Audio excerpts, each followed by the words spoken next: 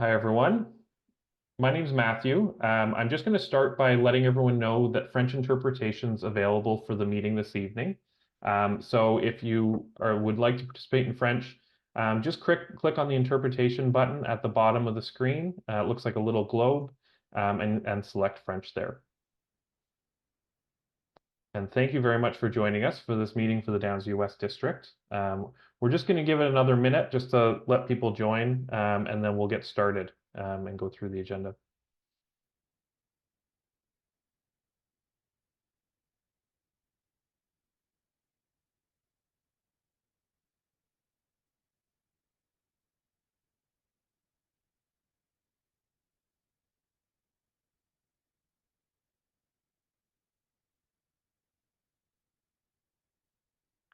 Okay, well, I think um, people are still joining, but why don't we get started? We're just after 6:30.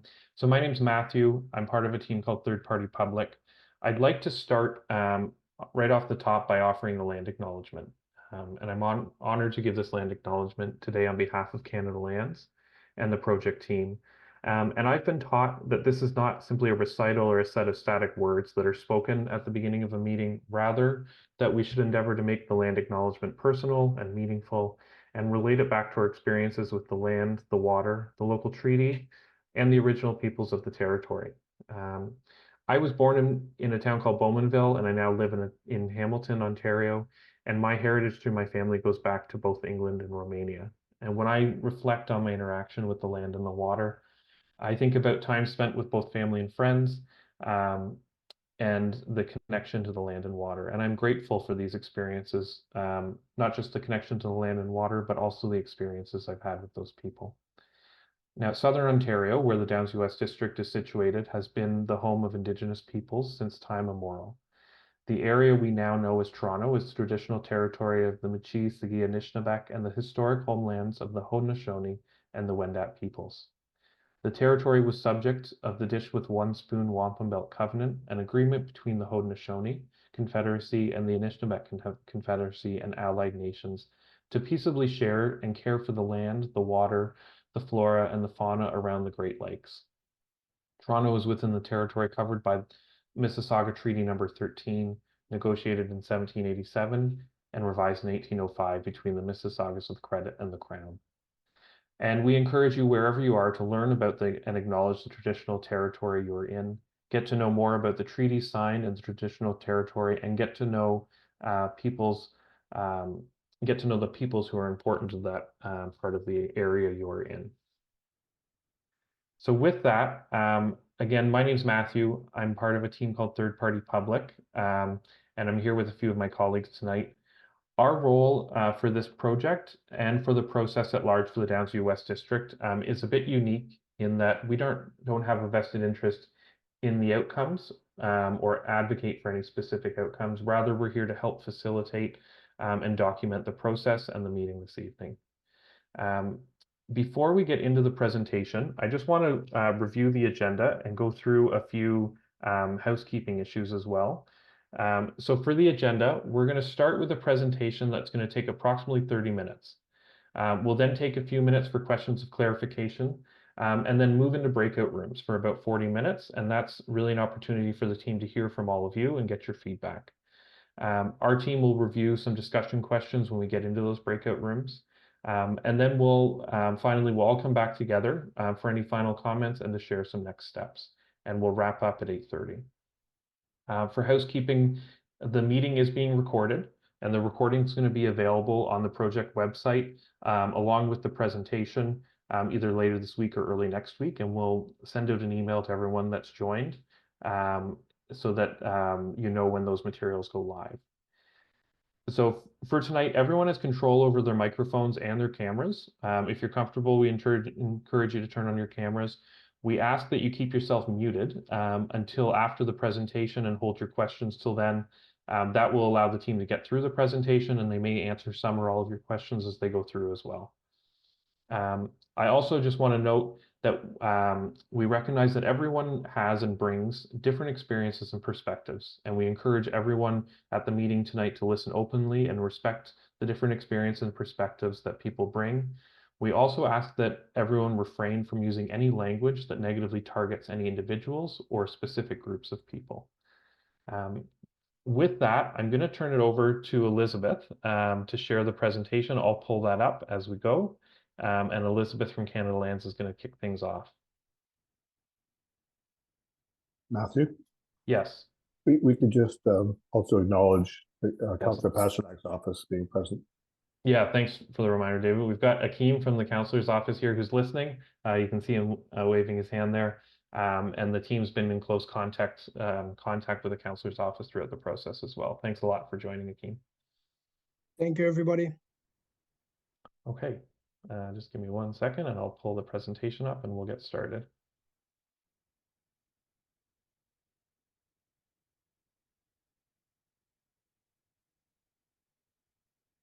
Okay, thanks, Matthew. So welcome everyone, and thanks again for joining us tonight. We are here to share our progress on the district plan for the Downsview West District. For those of you who are new to the process, if you could just go back, Yep. for a second, Matthew. So the Downsview West District is shown on the aerial photograph here. It's about 30 hectares in size, and it's located near the intersection of Keele and Shepherd Avenue. Bounded by Shepherd Avenue to the north and west, the Go-Berry rail line to the east, and Carl Hall Road and Downsview Park to the south. So over the next 30 minutes, we'll be sharing some background on the engagement process to date and planning context for the district, an overview of the features that will structure the plan, and some ideas for creating the distinct places within the district, as well as some other considerations. So Canada Lands is a self-financing federal crown corporation. We're responsible for over 500 acres of land in Downsview, including the Downsview West District and other development lands. We are committed to delivering on our vision for the framework plan for the Downsview lands, and I'll talk more about that shortly, but also to building on the legacy of Downsview West and investing in this community. So we're also committed to continuing meaningful community engagement as guided by our established engagement principles. And these include reaching out to underrepresented groups using our equity lens, as well as building relationships with First Nations right holders and the urban Indigenous population.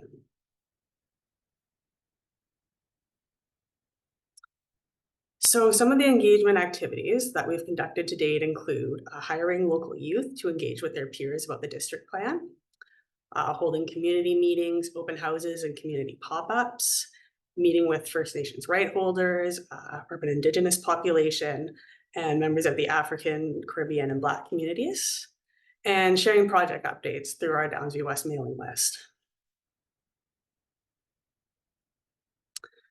So what we heard at our last community meeting was support for things like more transportation options, a variety of affordable places to live, more opportunities for small businesses, more east-west connections across the rail line and also to destinations outside the district, making the building at 40 Carl Hall Road into a hub for the community and a place for arts and culture, spaces for people to shop, gather, and experience nature, and making equity and inclusion part of the process, with the goal of making the future neighborhood a place that is welcoming to everyone.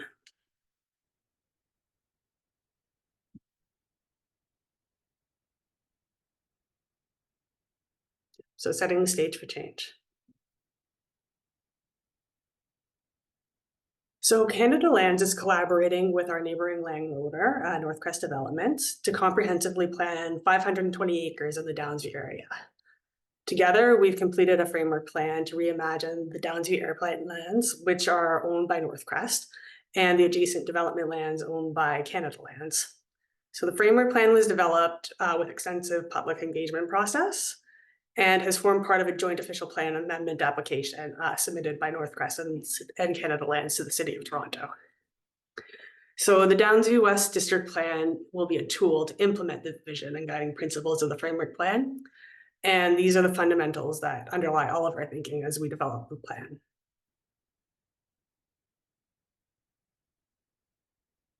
So following our official plan amendment application, the City of Toronto began a process to update the Downsview secondary plan, which will set out the long-term vision for the broader Downsview area and direct the development of district plans. So that process is still ongoing, with approval of the new secondary plan targeted for later in spring 2024. The district plans, including our district plan for Downsview West, will involve a greater level of detail than the secondary plan, including, for example, a comprehensive road network, building heights, and the size and location of parks.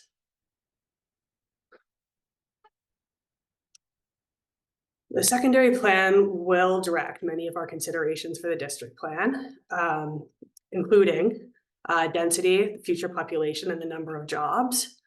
When we talk about density, we basically mean the ratio of built-up area to land area. So in the case of Downsview West, the secondary plan has identified this district as a transit district that should support clusters of tall buildings and higher densities. And although this site is almost 30 acres in size, about a third of that is occupied by the existing depot building at 40 Cole Hall Road. And additional area is also needed for streets and parks in order to serve the district. So the new density will need to be distributed on the remaining land area. Additionally, Canada Lands intends to exceed the minimum requirements for affordable housing, and we're striving to achieve a target of 20% affordable housing. We also intend to support the new community with 3 new public parks, one of which will be a major park, and we know that there will also be one elementary school needed. We've been having discussions with TDSB to explore possible locations and models for that new school.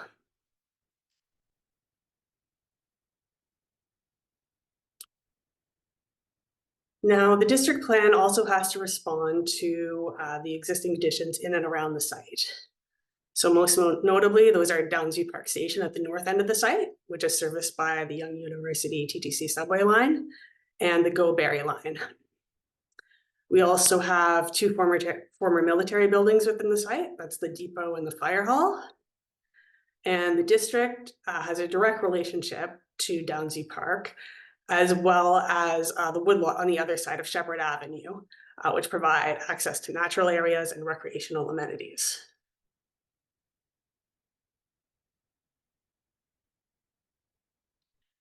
So with all this in mind, the district plan starts to be informed by 6 key elements.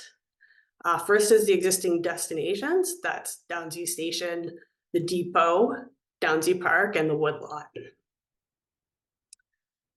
Second, an important piece of new infrastructure that will connect through the future Arbo neighborhood to the west and the framework plant lands through to the east via a rail underpass. So the location of this new east-west street has been assessed through an environmental assessment process co-led by the City of Toronto. And although it will require us to remove a portion of the depot building, it also creates interesting opportunities to better integrate that building into the community. Number 3, a north-south boulevard to act as the spine of the community, providing a direct link from the station to Downsview Park. Then at the crossroads of the east-west and north-south street, there's an opportunity to foster a natural heart at the center of the district. That can be a focus for civic life. The next big idea is actually about many small places. So a variety of small spaces to discover many ways for people, plants, animals, and water to move around the district. And then finally, this basic structure is intended to support a lively and robust mix of uses. It's homes, businesses of all sizes, and places where people can learn and play and grow.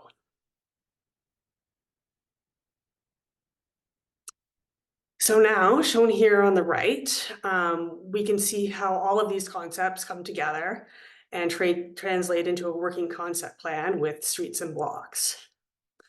I'll now hand it over to Michel from Urban Strategies. They're our planning consultant for the district, and he'll tell you more about some of the key details of the plan.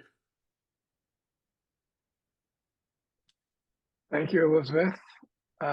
So I'm going to tell you a little bit more about the open space, mobility, built form, all of the things that are really important to building community at Downsview West. And Matthew, if you wouldn't mind just moving forward to the next slide after this.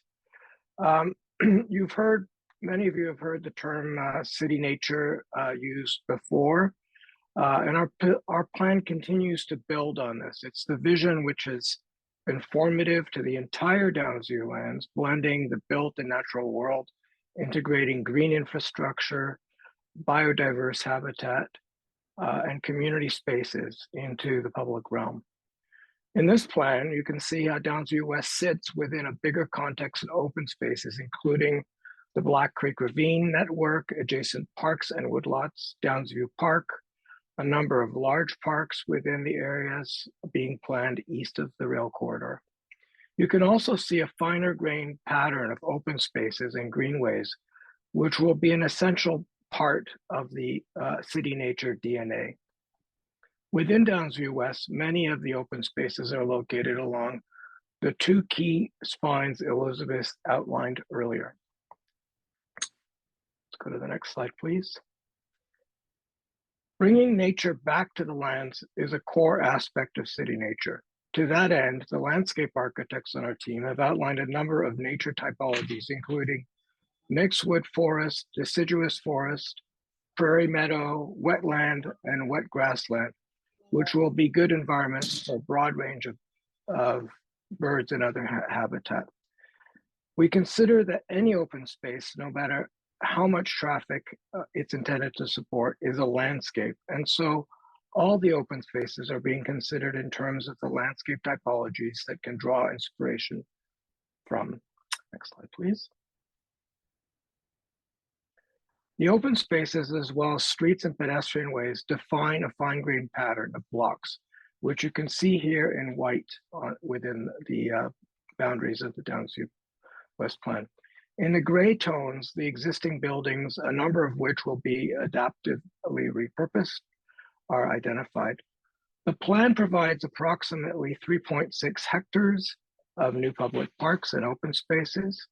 At the heart, highlighted in green, a major 0.83 hectare major park.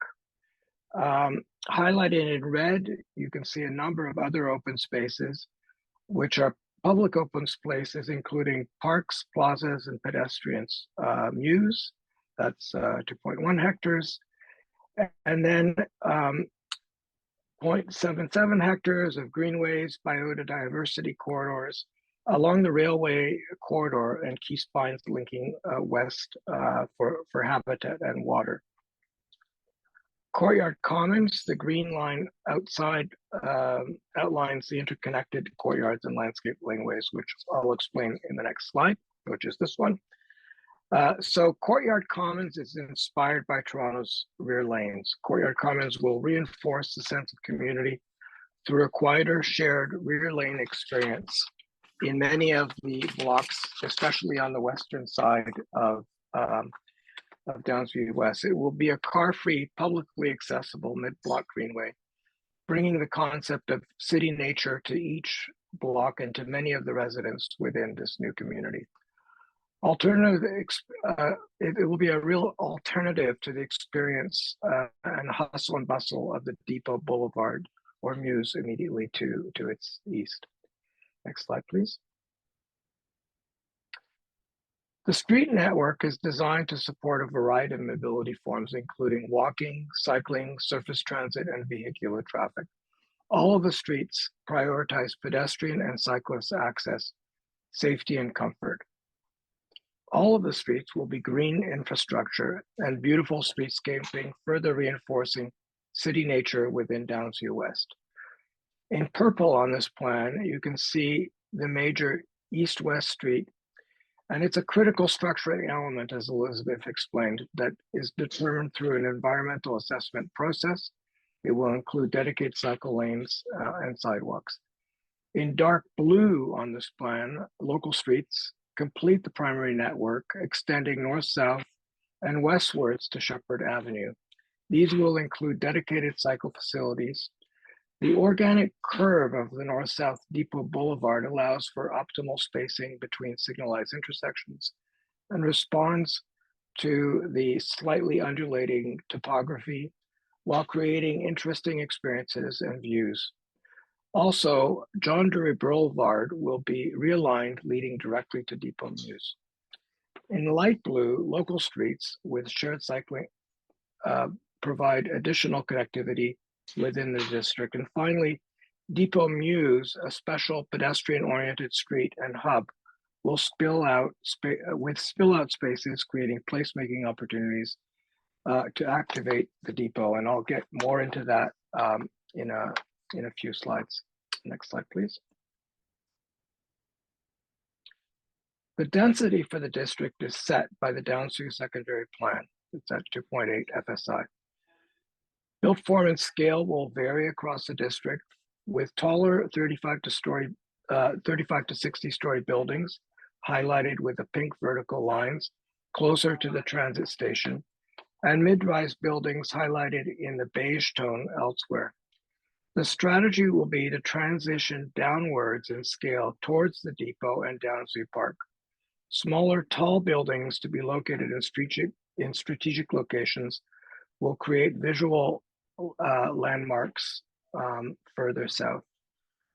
Repurpose low-rise existing buildings such as the retained fire hall and the steam plant will bring historic character and can be adaptively reused for culture and community uses. Next slide, please. 4 character areas will make up Downsview West. In red on the top of this slide, of this plan, you can see the Station Quarter, a transit-focused live-work neighborhood. In dark blue, the Heart at the Crossroads community, including the depot. In yellow, the Mews neighborhood, comfortably scaled neighborhood. And then in light blue, the Carl Hall Road neighborhood, which is really going to be very helpful in activating the edge of Downsview Park and embracing many of the Carl Hall Road uses. Next slide, please. We've begun exploring the district design with sketches such as this one. At the stage, many of these sketches reflect our aspirations rather than final design. The light text that you can see, for example, in this sketch, we overlaid onto the sketches further emphasizes aspirations about character and feel of placemaking. In this first sketch, you can see a reimagined station plaza guiding the flow of people to and from transit. So on the lower left-hand side, you can see the TTC station and that plaza with pedestrians exiting towards in various directions. The mid-block pedestrian mews extending south towards the depot building extends towards the left there. And then you can see podiums reinforcing the pedestrian scale, especially at the base of tall buildings. Next slide, please.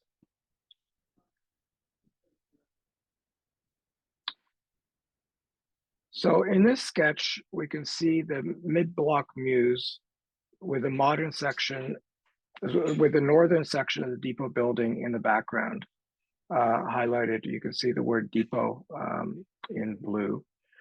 And then you can see a generous public realm of sidewalks and cycling with safe crosswalks highlighted in yellow. Lots of green planting strips, etc., really reinforcing that whole sense of city nature. The little icons on the upper right-hand side of all of these drawings highlight where these views are being taken from. So you can see the red little triangle is illustrating this view is looking south towards the depot. Next slide, please. This is looking southeast from the middle of the major park at the heart of the whole project. It provides opportunities for a mix of outdoor uses, including active recreation, gathering, and quiet contemplation. Its naturalized character will contribute to stormwater management. It's framed by a variety of uses, including the depot. So a tremendous opportunity for this to be much more than just the geographical heart of the Downsview West District, but also its cultural heart. The taller building you can see in the background marks a key transition to the Depot Mews on the left-hand side of that building and Depot Boulevard to the right-hand side of that building. Next slide, please. In this sketch, on the left, we can see the edge of the depot with potential new openings, the former train shed, which bumps outwards, as well as special paving and landscaping, which will reinforce the special Mews character. On the right, at the Mews level, there will be opportunities for work, creative industries, and shops with residential above. Next slide, please. In this sketch, looking south along the Depot Boulevard, we're exploring a variety of different placemaking opportunities, including places for gathering, water management through the park towards Shepherd. The sketch should suggest the presence that the retained fire hall and steam plant would play, set within generously landscaped setting. Next slide, please. Finally, in this view, we can see, and we're looking back north in this view, we can see on the left-hand side, Downsview Park, 35 Carl Hall Road on the right, which is one of the sites being explored for reuse as a potential school. The yellow in the middle of the slide running diagonally is the Depot Mews, which is that pedestrian priority zone,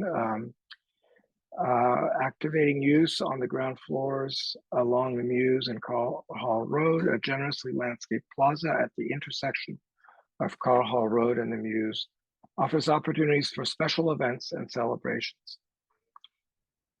Iconic architecture along Shepherd Avenue edge, marking this key entry to the neighborhood, is going to be important in all aspects of the next stage of planning. I'll now pass it back to Elizabeth.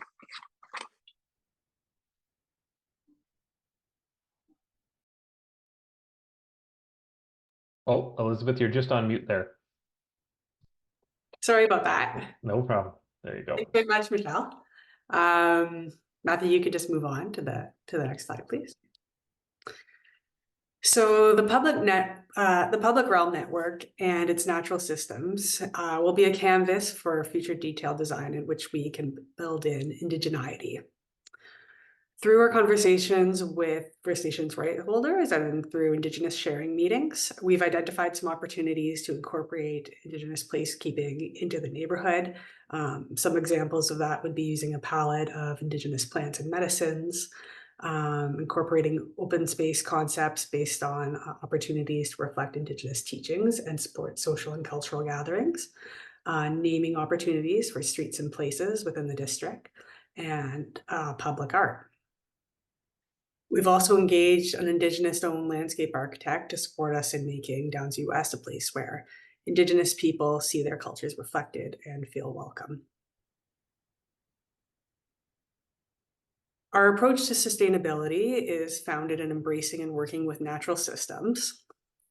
That includes incorporating green infrastructure in the streets and parks and implementing the city nature concept from the framework plan.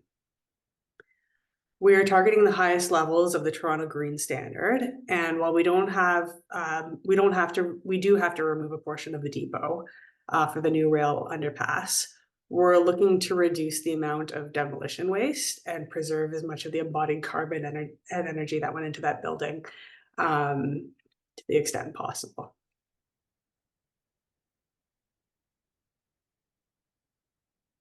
We'll also be looking at how to incorporate community services and employment opportunities across the district. We know that it will be important for people to have convenient access to their daily needs. So we anticipate a mix of uses along the main corridors, within the depot building, and also in the station quarter area.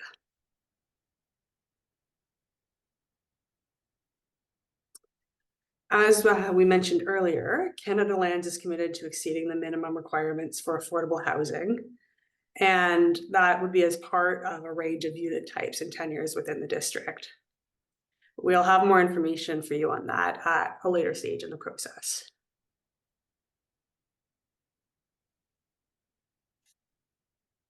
So in summary, the plan incorporates community feedback and will also implement the framework plan objectives and the draft secondary plan policies.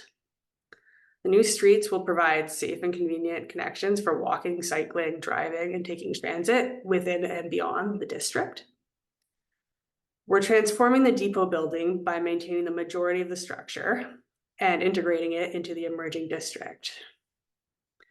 The district will be quite dense, but we see opportunities to create porosity and openness through the network of streets, greenways, and open spaces, as well as through building massing. And we're responding to the existing features of the site with different character areas that combine nature, culture, and community in a variety of ways.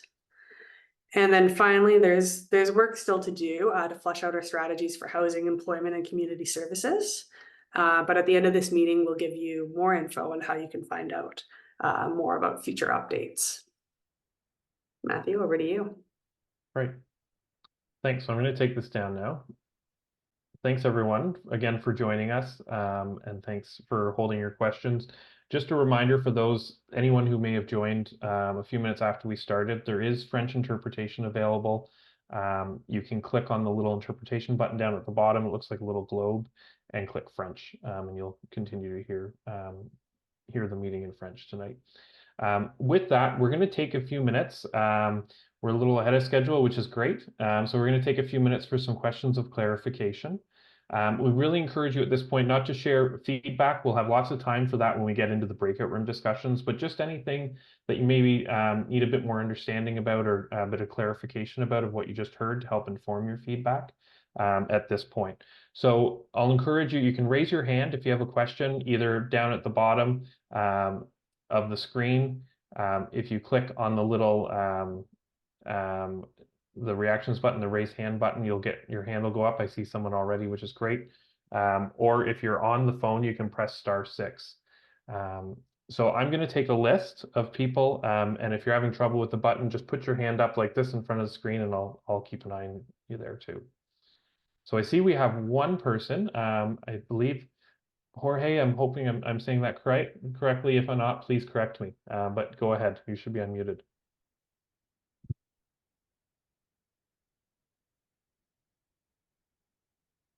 We can't hear you, but it looks like you're connected to audio. Jorge Piera, can you hear us? Okay, maybe we'll come back in just a minute. We'll go to, I see Rosemarie has their hand up. Do you want to unmute yourself and go ahead? Yes, good evening and thank you. I'm not clear on what the depot is. Is that the old hangar? Yeah, thanks, Yes. Rose. Yeah, go ahead, Elizabeth. Yeah, the depot building is an old warehouse building. It's about 680,000 square feet, and it's located, the address is 40 Call Hall Road, right next to the rail line. One of the few buildings, a very large building, one of the few that's in the district as of itself. Yeah, go ahead, Rosemary. What was in that building previously? Is that where they were building the aircraft? It was originally a supply depot. Okay, thank you. That's where also for reference, that's where the merchants market is currently as well. Okay, now I understand. Thank you. Okay, great. Thanks, Rosemary. I'm going to go, I see Mark Richardson has their hand up. Go ahead, Mark. Can you hear me okay? We can, yep. So two questions of clarification. One is I don't think I saw a slide that sort of had an anticipated timeline of, it's a fairly large development through the Downsview West. What's the anticipated start time and when would you anticipate completion? Is this a 15-year plan, a 20-year plan, or you think you're going to start in 5 years or 10 years? And then the second one is obviously around affordable housing. That's what we're concerned about here. If there was some comment that we'll have more information on affordable housing at some point in the future. Is that at some point in the future expected within the calendar year 2024? Thanks, Mark. So timeline question and more details about affordable housing. Elizabeth, I'll start with you, and then if others from the team have responses, that'd be great. And I see, Jakob, you've got your hand up, I'm assuming to provide a response, or maybe just accidentally. I can start, and Sure. and others can perhaps jump in. Sure, go ahead. Thanks so much, Mark, for your question. In terms of the timeline, frankly, we're moving as fast as we can. So this district, we expect to make an application, a formal application to the City of Toronto. We're still in advance of that right now, but we expect to make that application around June of this year. So that's our target time, and we're hoping for an expedient review with the city, but we do recognize it is a large district. There are a lot of things to consider. The city has its own consultation processes, so we do respect that, and we'll be taking the lead from the city, though moving as quickly as possible through that process. And in terms of affordable housing, your question is a good one. You can see that we are striving to provide significantly more affordable housing than the secondary plan or the draft emerging secondary plan requires. In fact, double that requirement. And how that is delivered is something that we internally at CLC are looking at very closely. We're working closely with our colleagues within CMHC around possible delivery mechanisms. We're reaching out to the community to understand different partners and programs that can help make that viable. As you know, delivering affordable housing in the context of increasing construction costs, labor costs, higher interest rates, and so forth, is a very challenging thing to do. So we take that challenge very seriously. There will be more information provided within calendar year 2024. Will we have all of the information to describe how all of those units are provided? Probably not. So it's something we're working on very actively, and we look forward to bringing more information forward. And Jakob, just following up on, yeah, sorry, go ahead, Mark. I might do the same. Kind of like first shovel and final move in, do you have any conceptual timelines for that? Fully understanding that at this point they're just conceptual. I think it's important that people who are on this call understand that nothing's happening on this site tomorrow. When would these sites start to move out? What kind of blocks, and how long would it take for all of it to be developed out? Yeah, I do want to caution that these are estimates at this point, because there are things at this point that we can't fully predict. I would say first shovel in the ground, we can hope for around 2028 potentially, based on the timeline of bringing sites to future development partners to actually make those more detailed architectural submissions to the city, and ultimately get those shovels in the ground. And in terms of completion, it could take, I would say, less than 10 years, but potentially up to 10 years between that first building and that last building. Okay, thanks, Jakob. And just following up on one of the responses you provided about affordable housing, more to come this year. Would there be more detail included in that application to the city that's going in June? Obviously not all, but yeah. Absolutely. Okay. So additional information then too. Okay, thank you. Okay, I'm going to come to Cole. Cole James, do you want to unmute yourself and go ahead?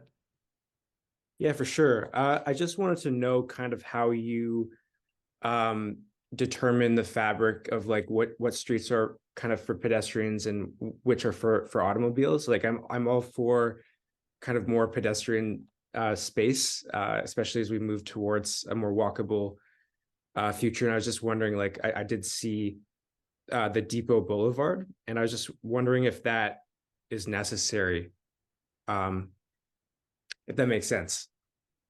Yeah, so Cole, maybe I'll turn it over to either Michelle or to Emily from USI to start, from the design team to kind of explain how they think about that balance and the connection between the two. Sure, it's a really good question. And thank you. First of all of the streets within the plan are include pedestrians, for pedestrians and for cyclists, and will be designed to be very, very safe for all modes of mobility. We're still at a point in the evolution of cities where we still need to accommodate other forms of transportation, including transit vehicles, including delivery vehicles, and all sorts of private vehicles. But we're slowly, as you know, slowly kind of reducing that. So the plan is one which takes into account the current needs and current aspirations, but is even Depot Boulevard, you can see, is a relatively tame street running north south. The fact that it has a kind of a curvilinear profile to it means that it will be slow moving. It has a number of signalized intersections, a number of full stop intersections. So there will not be anywhere within this plan fast moving traffic. This is not going to be a convenient way of getting through, from east to west, to avoid Shepherd or things of that nature. Quite the contrary. So so rest assured that from that perspective, we're doing everything possible to minimize the need for streets for cars, but we're still at that transitional time in the evolution of cities and communities where we still need to depend on them. Cool, is that helpful?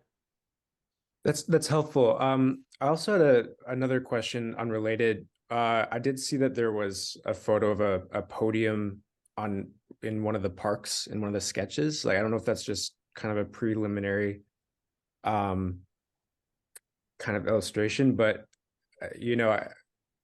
maybe this might go towards more feedback rather than clarification, but is that kind of finalized so far, or? No, none of the sketches are represent any kind of final designs. They're really, we felt that for this particular meeting, we needed to have some images that people could relate to and that could communicate what our aspirations are. So, but as Jakob explained, there's a huge amount of work that needs to happen before we get into architects designing specific buildings or things of that nature.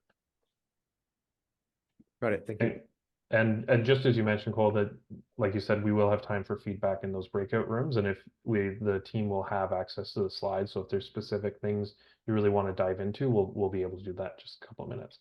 I'm gonna say Jorge or George. I'm gonna try to ask you to unmute to see if we can get your question. Can you hear me?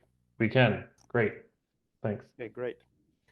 Sorry, I arrived a little bit late, so you may have already answered this question, but how many residential units, or is it sort of the plan? Elizabeth or Michelle, who wants to field that one in terms of residential units? Can I jump in here? Yeah, sure. Go ahead, Emily. Sure. So hi, I'm Emily with Urban Strategies, one of the planning consultants. I work with Michelle.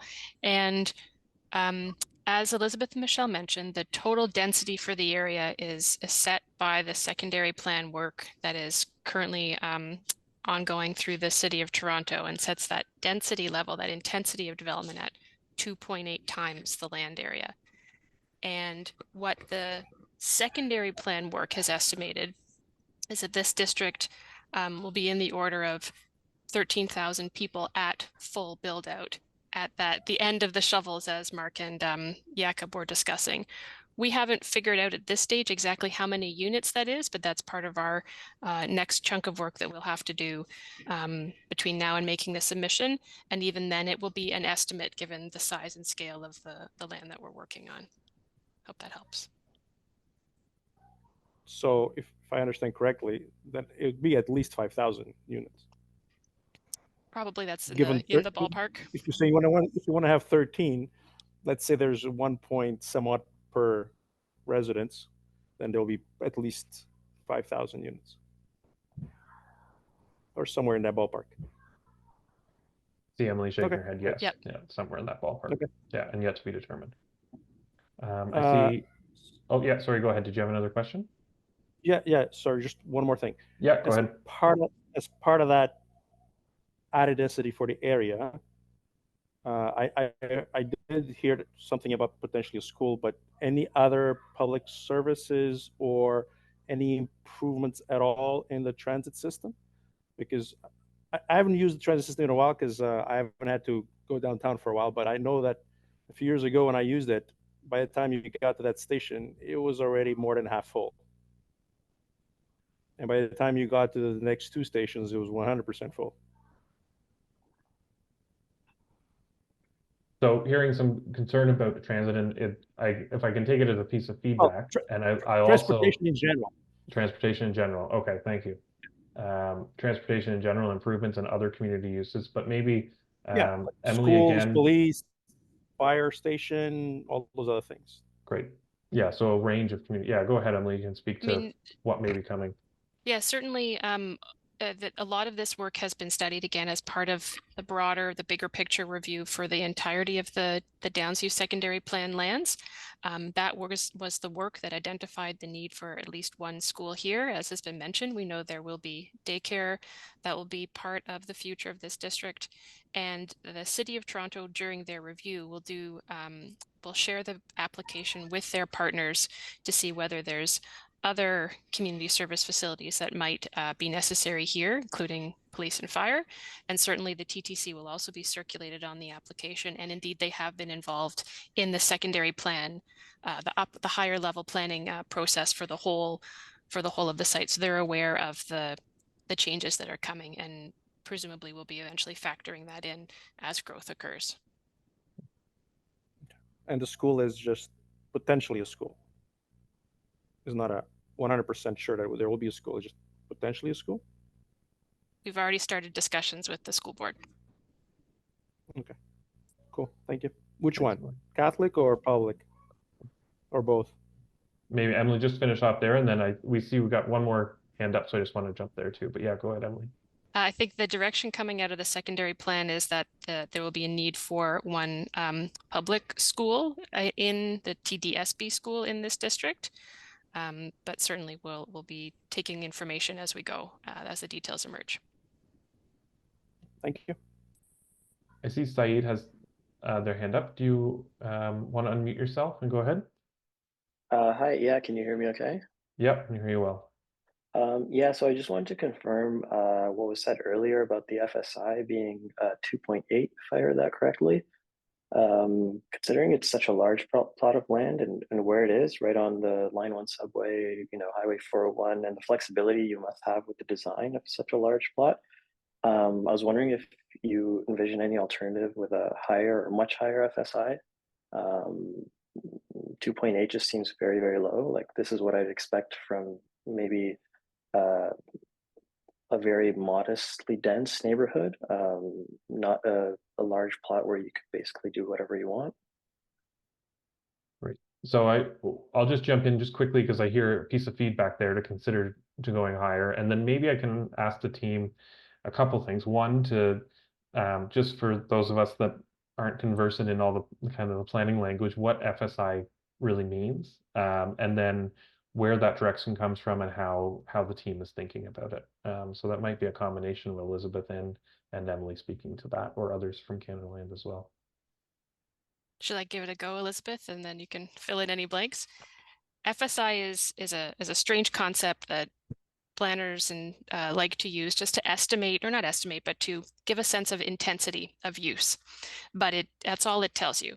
If you imagine a piece of land let's say it's this sort of square I'm making, and you cover the entirety of the piece of land with a whole building, edge to edge, that's 1 story tall, that would be 1 FSI. FSI stands for floor space index. But we know that we can never cover a whole area, let alone the one the size of this, with wall-to-wall building. So if you start to take out part of that piece of land for roads and parks and other things where you're not building, all of a sudden the amount of area that you have to put your building on shrinks, but you have the same amount of building. So the building gets taller. So FSI is a ratio of land area to the amount of building that's on it. And what 2.8 means here is that if you built a building that was almost 3 stories tall, 2.8 stories tall, from edge to edge, Shepherd to the rail line, down to Carl Hall Road, that would be the amount of development that you could have on the site. But because we are taking land away for parks and streets and other things, that same amount of building then gets stacked up, and that's why you see the approach to built form that we have here. So I hope that's Emily, explainer. maybe just mention the notion of it's a blended FSI. So it starts, 2.8 is gross, meaning over the entirety of the site, and it's for all uses. Is that what you mean, David? For residential and non-residential The uses? fact is the FSI up by the transit hub is much higher than That's right. 2.8, that's all. And it includes, in particular to Downsview Rest, and why that number might seem low, is it includes the land on which the depot sits. And as Elizabeth and others have mentioned, that building is extremely large. It's almost 1/3 of the land area. So that's basically taking out, in addition to the roads and the parks, almost a whole third of the land area upon which you can't build buildings.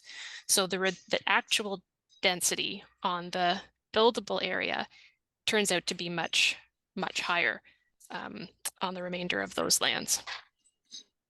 And maybe it might be Emily as well, but Elizabeth, about where that 2.8 comes from and kind of that direction there, why Cannon Lands is using that.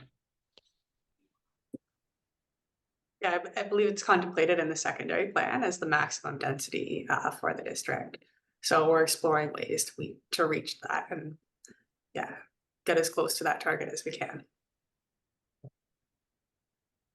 But Said, I'd certainly hear your advice about thinking beyond that, and we can certainly take that as a point of advice for the team to consider. So I don't see any more hands up, and we're just we're again a little ahead of time, which is great, but it'll give us a bit more time in the breakout rooms. We're going to move into the breakout rooms. Before we do that, I've mentioned a couple times already, there's opportunity for French interpretation throughout the meeting.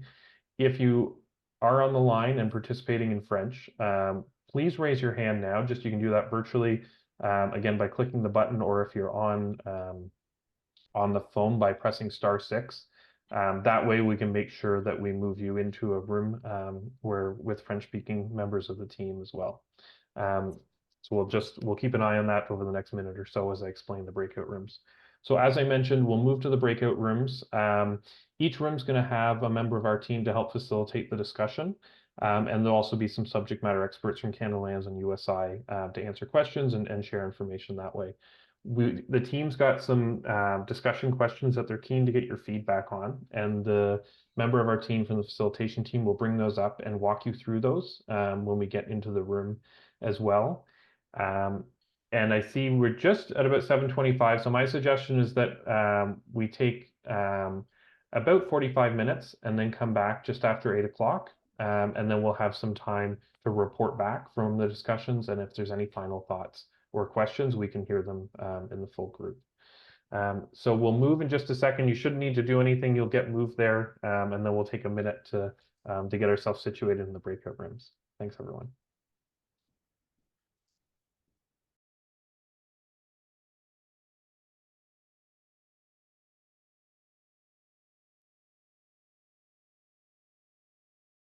Everyone's back now, Matt. Perfect. Thanks, Clyde. Hi, everyone. I had to remember to unmute myself as I transition between rooms.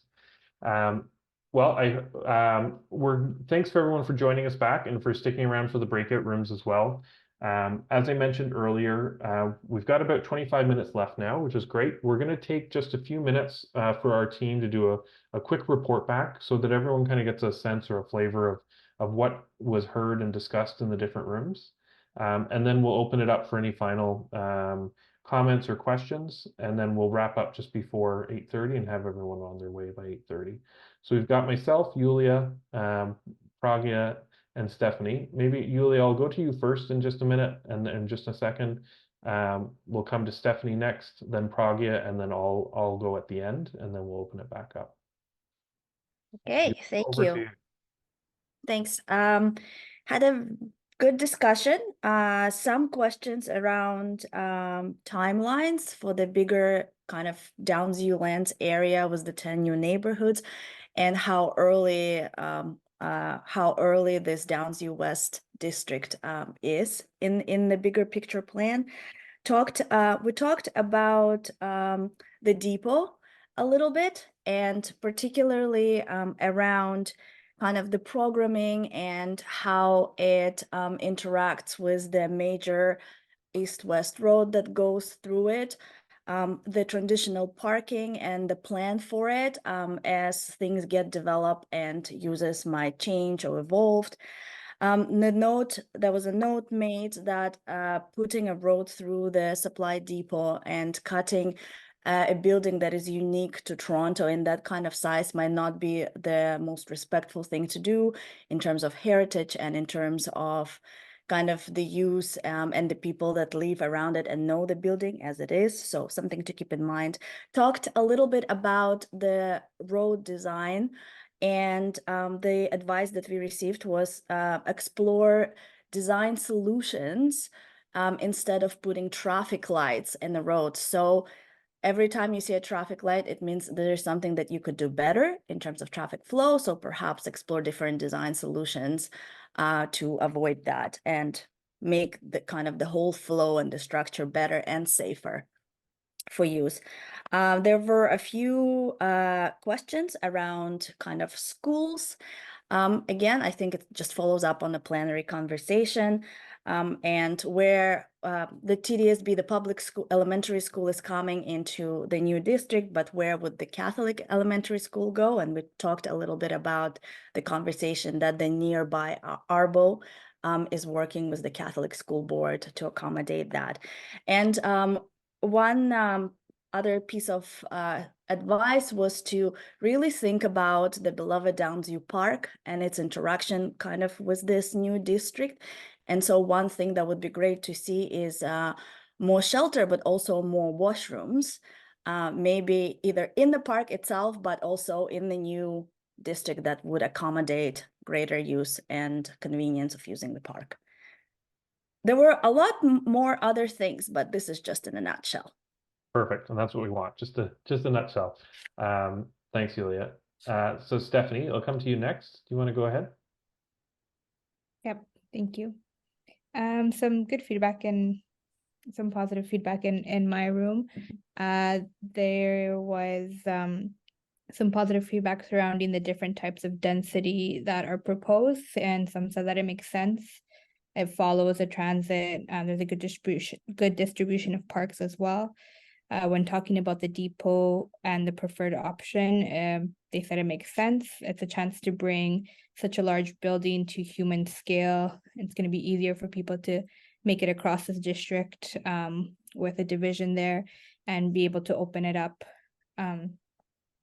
There's some advice to continue to consider how to keep the roadway design safe for pedestrians, especially for children, as they're moving from the north to the south. And some repetition that we heard earlier about continuing to increase density where possible.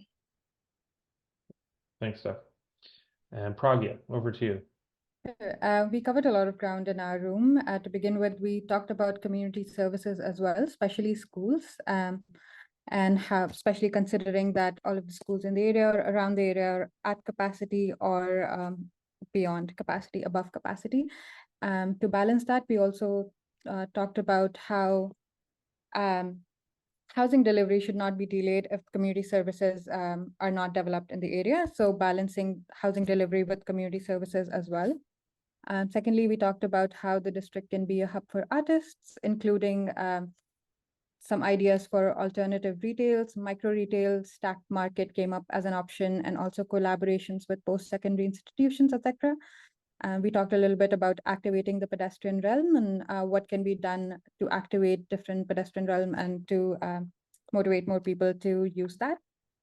And lastly, we talked about flooding, concerns around flooding and stormwater management, especially some concerns about flooding south and west of the district, and also some basement flooding.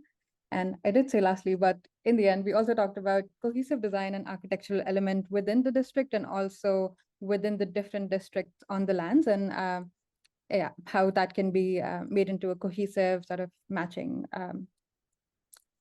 Great. area. Yeah, thanks. Thanks, Braga. Okay, thanks. All great discussions, it sounds like. We also had a good discussion with a range of people, both local and citywide, with different types of interests and connected different organizations. Just some general kind of timeline questions and kind of process questions and things like that. Also talked about the kind of the interface or connection to Shepherd and thinking about that and how that can be done. Also talked about affordable housing and different opportunities to connect with local organizations that are also focused on affordable housing. Talked about density, especially kind of mixed use density around transit stations, and looking to use examples of where else that's happening in the city to demonstrate what that could look like here, so that it's a bit easier to understand, and that you're kind of not reinventing the wheel, so to speak. Lots of interest and conversation about the depot. So what's currently there, how that, if and how that's going to change and when, but also excitement about what can become of it. Even had a conversation near the end about potentially cricket pitches, multiple cricket pitches on the roof of the depot could be something that could be looked at. As there's not a lot of cricket pitches in the area or across the city. And then we also talked about cycling a bit and thinking about suggesting the team think about how, while we want to slow down or reduce car use, maybe not slowing down cycling opportunities to keep things moving for cyclists, similar to the Martin Goodman Trail. And also about thinking about density in terms of this being a major transit station area, and how that impacts density, and explaining that in detail as well. So a number of different topics that sounds like similar, but a little bit different than the rest of the rooms. So thanks everyone for the sharing that information and the feedback in the breakout rooms. Just want to open it up for the next 5 or 10 minutes to see if anyone else has any additional comments or questions that they want to share as well. So again, similar to what we did before, please put your hand up. I'll take a queue of people, and so we can come to one person at a time. So if you have anything else you'd like to share, throw your hand up, and we can come to one person at a time.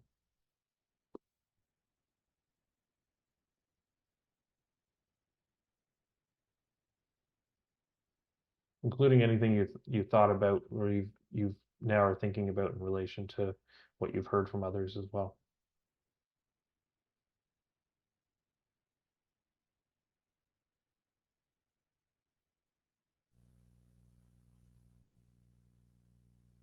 Matthew, Okay. I can maybe Yeah. touch on one quick thing. Sure, go ahead, Martin, and then I see there we've was got a a comment, question as well. and hard for me to turn the engineer brain off. Heard there was a comment about basement flooding in one of the other districts, or sorry, one of the other breakout rooms. Two things. One, the majority of this site of this district is actually tributary to the north and to the east, so would have no impact at all on any basement flooding to the south and west of the site. And the nature of Toronto's wet weather flow management guidelines requires the reduction of overall discharge of stormwater from any site, regardless of how much hard surface you have. So the net result is always redevelopment actually, with today's standards, reduces how much stormwater gets sent downstream. So the impacts on the downstream network would actually be positive. Okay. Thanks, Martin. Appreciate that. Okay, I see one person, Jorge, with their hand up. Do you want to go ahead? And it's George. George, sorry. Go ahead. I'll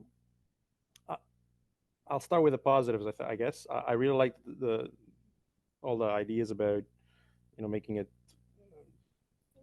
architecturally beautiful and the walkways and commercial and making it a place that we can walk and enjoy. I think the one thing that I would just as a very high level like to say is it's also important to consider how this area is going to impact the rest of the area around, and how this area can help the other area around by providing things that are missing in that area. Being services, commercial as an example is one, is this area doesn't have a lot of commercial areas, but many other things, right? So just basically that how is it going to impact, like transportation as an example, because both from my experience, both driving and commuting through transit is not the easiest thing in this area already. Adding more density, and actually there's a lot more. This is not the only development in the area. As you all sure know, there's a lot more other areas that have and buildings that have been popping up all over the place, and there are plans to be in this general area, and all that adds up. And I'm not sure that anyone is planning for how those old things come together and the impact that it has on the entire neighborhood.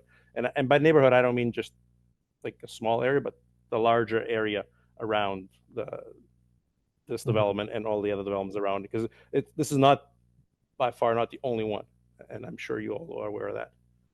Because from my experience from being involved in other things like this, it somehow always gets missed how this development impacts the area in general. Thanks, George. So yeah, if I'm hearing you correctly, it's thinking beyond the boundaries of just this one district and to the broader area, and how this district can both impact but also help with the surrounding area as well. So maybe members of the team, it's Emily or Martin, I see your hand up, but thinking about, I know there's a much bigger process through ID8 framework going on, and speak a little bit to how this fits within that bigger puzzle. But maybe Martin, do you want to start, and then others can jump in? Thanks for your comment, George. Within the update Downsview plan that Emily alluded to, that is nearing completion, sort of mid-year in 2024, the transportation master plan that was prepared as part of the overall technical documents that support the secondary plan process did take in a very large area.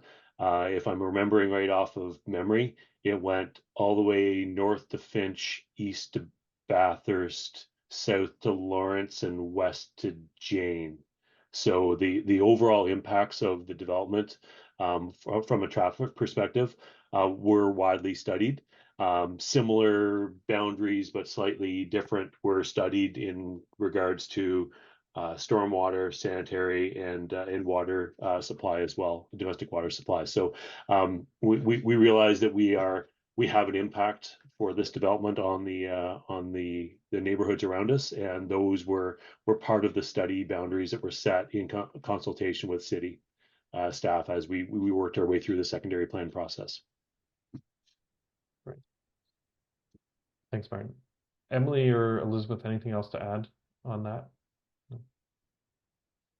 Okay. We'll take it as a piece of advice for sure, and also both from thinking about it, but also from a process standpoint in terms of communicating that information out about how the team is thinking about the broader area more, or the area more broadly. I see Saeed and then Cole. So Saeed, go ahead. Hi, yeah, so I just wanted to clarify with respect to previous comments.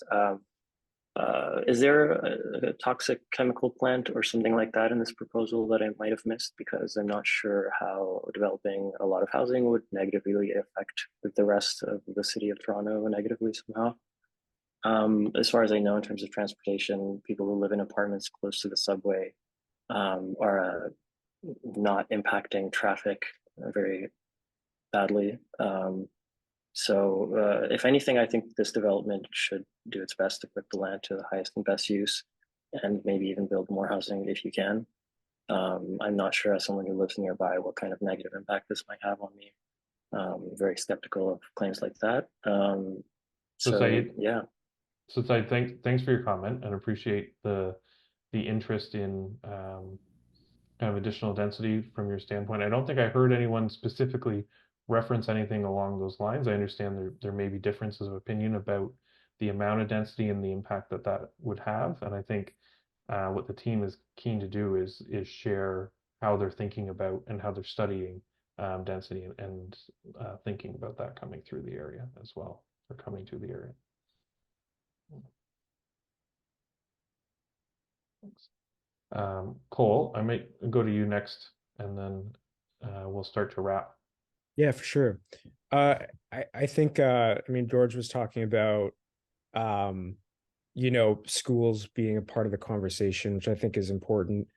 But I think it's great how Seneca College is there's going to be I think a satellite campus in this development. But I think it's important to think about how other kind of institutional uses like museums or galleries or major cultural venues and stuff like that could be part of the conversation too. I think it would probably be a big ask, but yeah, another kind of like an art school would be great, a music school. These are kind of the things that carve out an identity for neighborhoods like Camberwell in London, or McGill or whatever, where students are kind of very much a part of the urban fabric. And also, it'd be curious to kind of think about bike share and how we could use that to our advantage, and kind of the growth and expansion of bike share too. Thank you. Thanks, Cole. Great. So we can certainly take that as a piece of advice as the team continues to do the work. Okay, we're just before. Oh, Jakob, I see your hand up. Go ahead. Just on a point of clarification, just so that there's no misunderstanding. Appreciate all of your points, Cole, but just so everyone's on the same page. Just to date, there's nothing confirmed about Seneca College or any other college within Downsview West. You might be thinking about the presence of Centennial College, which is in the Park Commons area on the east side of the Barrie Go line, or you might also have heard about the DARE campus, the Downsview Aerospace and Innovation Research Cluster that we're supporting also in the Downsview area. But to date, there's nothing confirmed or planned around college use within the district. Just so there's no disappointment on that front.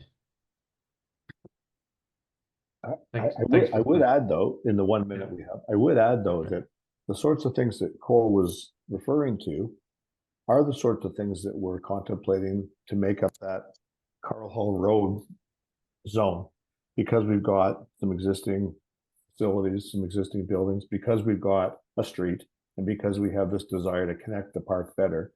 Those sorts of things that Cole referred to, cultural and institutional, would make up fantastic fabric for the improvement of Carl Hall Road. Okay. Thanks, David. Okay, we're just wrapping up. I just want to pull up a slide that just kind of speaks to process next steps. So just give me 1 second. I'll grab that for us.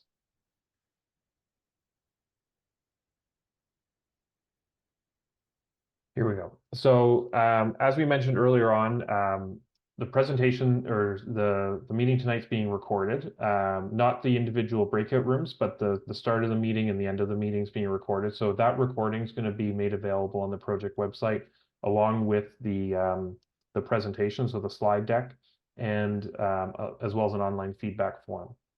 Not sure why I did that. So if you want to share any additional feedback, or you know anyone else that may want to share some feedback, we'll send an email out once those materials are available. I encourage you to visit the website, which you can see here. We'll also include it in the email. So you can visit the website to share any additional feedback and review the materials.